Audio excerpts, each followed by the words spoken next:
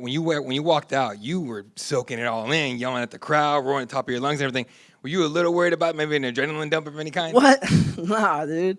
I had my adrenaline dump backstage. I usually, it's kind of embarrassing, but I cry before every fight. I just try to make peace with, anything could happen in that cage, and you kind of have to sacrifice your life to be victorious in there, and just accept anything that can happen. Injuries are a big part of this game, and I just want to go back and be healthy and go see my family. This is the first fight where my wife, my mom, and my oldest got to come. My baby stayed at home with my mother-in-law, but it's the first UFC fight my family's ever got to go to, so it's a big deal for me, and I feel like coming in here, I won already. Like, I was a winner. I got to bring my kid out here, his first UFC fight ever, and my wife got to come, and my mom, she, all the sacrifices she made, and driving me back and forth to the gym, and everything that my family's gone through when we were kids, and it's an amazing moment,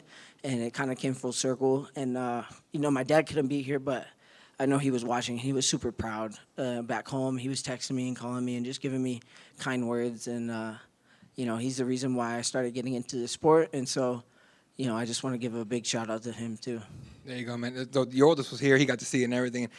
Still 8 years old. Doesn't really maybe not understand like the gravity or the weight of the moment, right? Yeah. Especially the little one though. When you look back one day, you sit them both down, and be like, "Hey, this is what happened." You tell them your story. What lesson do you want them to take away from that?